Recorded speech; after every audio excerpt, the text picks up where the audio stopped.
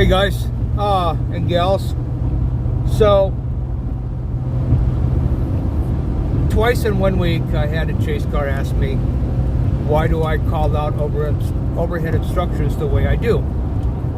And I explained to him that a driver, with every white dot he passes, he's developing a new escape route. Bam, bam, bam. It's automatic. It's muscle memory. He does it without even thinking. It's the subconscious part of his driving technique, just like breathing. Something he doesn't think about. He just does it.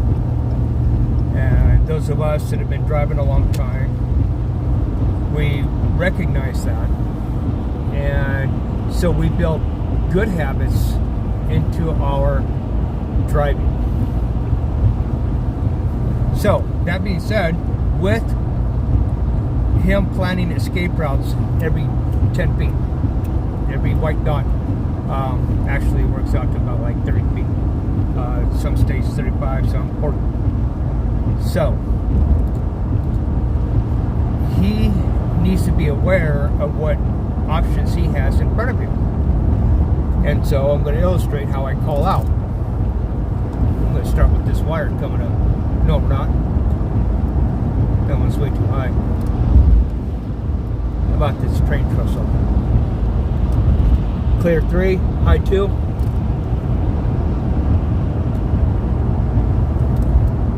Clear 3, high 2. Clear 3, high 3.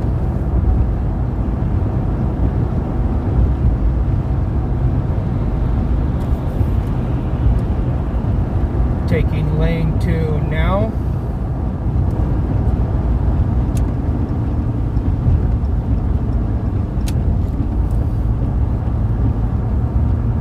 Clear 2, high 3.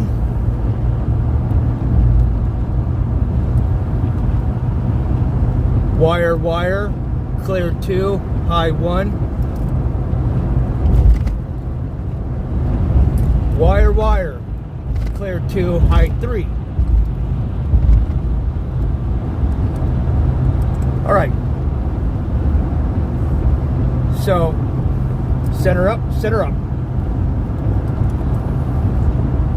Okay. So, like, this is a suspended bridge here. I'm not going to tell him why. He doesn't want to know why. He doesn't need to know why. He doesn't want his time and airwaves wasted with why. Just what you need him to do. That's it. Okay. The same thing with broke down force on the right shoulder. You know, we'll come around a curve. All of a sudden, boom! There's a dead 4.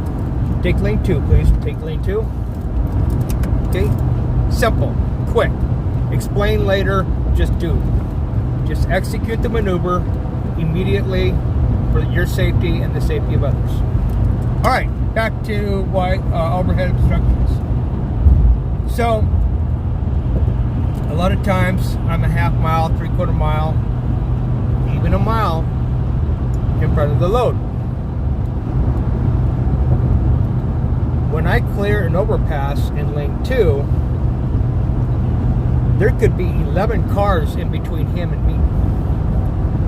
That's a lot of distance for a lot of stupid to happen. All of a sudden, the car flips over, spins out in front of him. Somebody comes across the median. Anything. Just as he's approaching that overpass.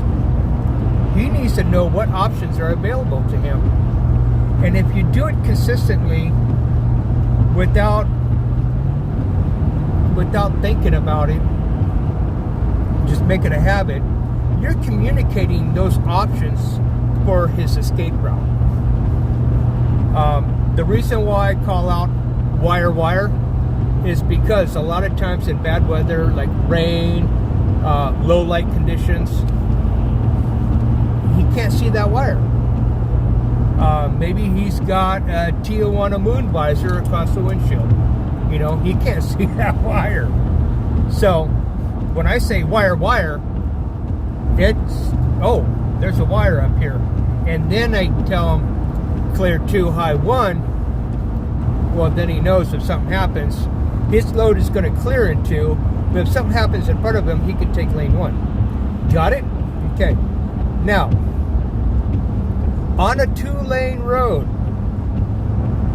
when coming up to a wire, if I touch that wire, if I tip out on that wire, I'm not going to say I touched that wire. I'm not going to say wire. If I touch it, I'm going to say stop wire, stop. Stop wire, stop. It's letting him know to stop immediately, that there's a wire that I touched. I don't give him the option of wire on our lane, higher on the other lane. No, because then he has to go into oncoming traffic. That's dangerous and legally liable for you, because you kind of instructed him, you kind of instructed him to do that. He gets into a head-on collision, then he has every right to reach down your throat and pull your wallet out. So, be careful what options you give. Make sure they are viable and legal. Anything else? Not that I'm aware of. If anybody else wants a video on something, I love doing high pole. Absolutely love it, because it's something you can constantly improve on, and it never stops. I mean,